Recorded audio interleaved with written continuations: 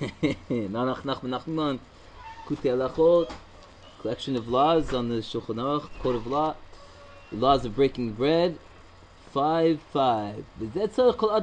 This is something that every person has to know.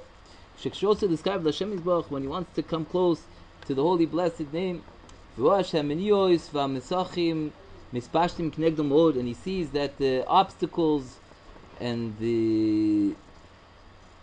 there are all types of blockages that are spreading out against him a lot, very much so,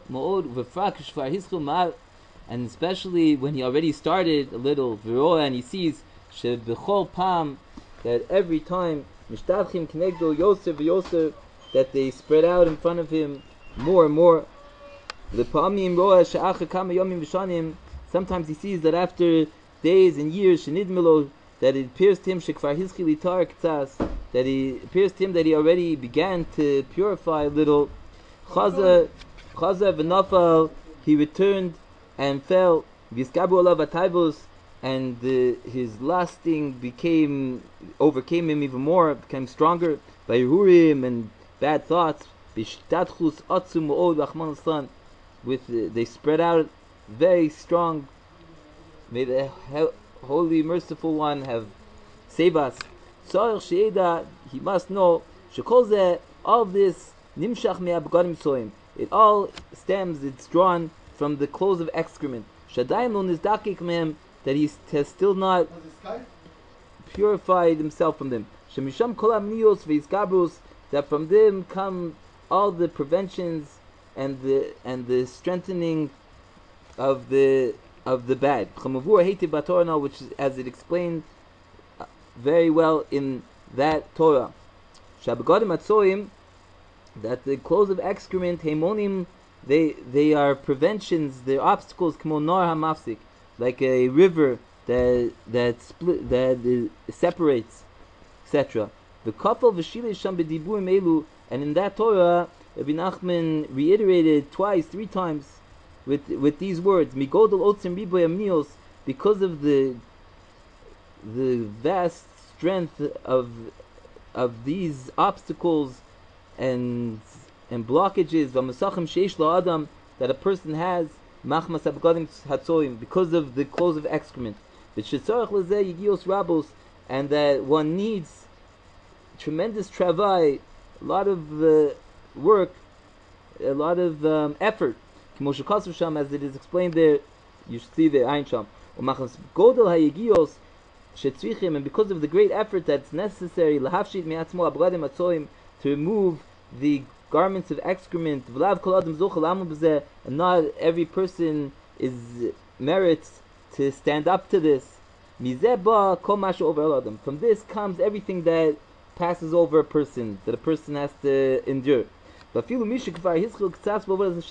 someone that began a little to the proper service of Hashem, and he began to purify himself a little, even if he rose from one level to another level and higher, and every time he became more and more pure, even still, it's possible that afterwards that the lust and the bad thoughts will return and they will spread out over him even greater than it was before. And all of this is from the garments of excrement, that he still has not removed them completely, even though he began a little to purify himself. And this is very well understood, as we were explaining, of the clarification and the cleansing of the bread, which is the life sustenance of a person, that one needs to purify, to clarify it, a clarification after a clarification. That is, at the beginning, one needs to plow and to plant with great effort, and then to harvest the produce, then to cleanse the wheat, mimotz v'tevin upsolos from the husks and from all the bad parts of the wheat. And when one purifies the grain from the husks and from the residue, from all the bad parts, and it's already clean and pure, to the epitome of purification, which is appropriate for grain, and now it's worthy, it's ready to be sold. And even still, it's still not at all ready to be eaten.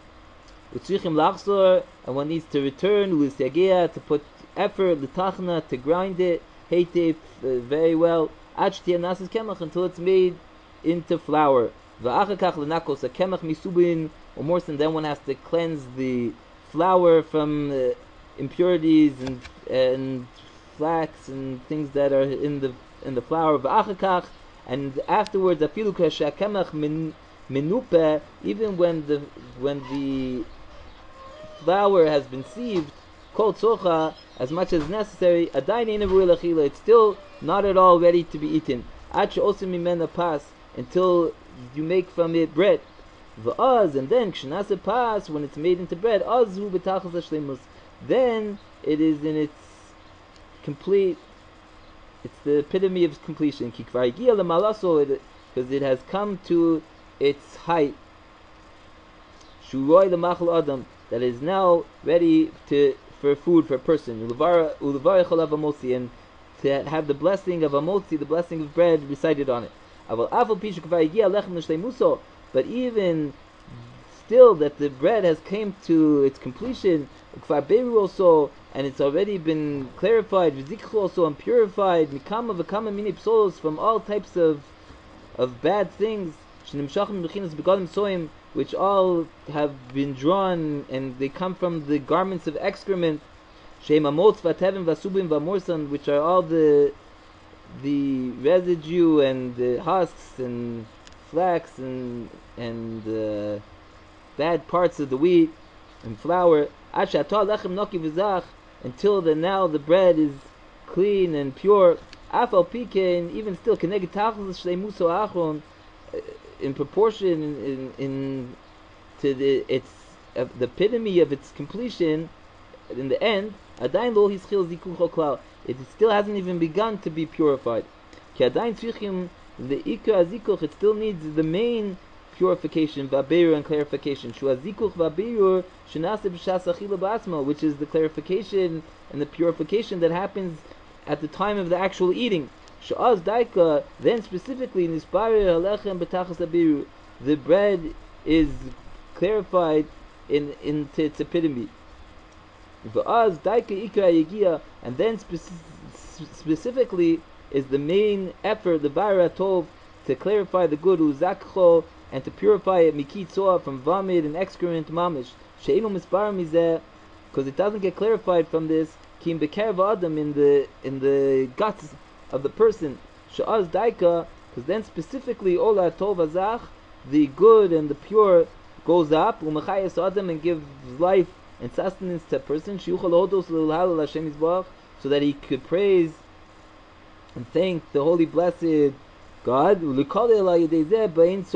and to become part and one in the Ein Sof, the reference to God being infinite, to the infinite, to the life of the life, the reference to God being the source of all life, Yisparach, he's blessed, V'yisale, and he's exalted, but he's supreme.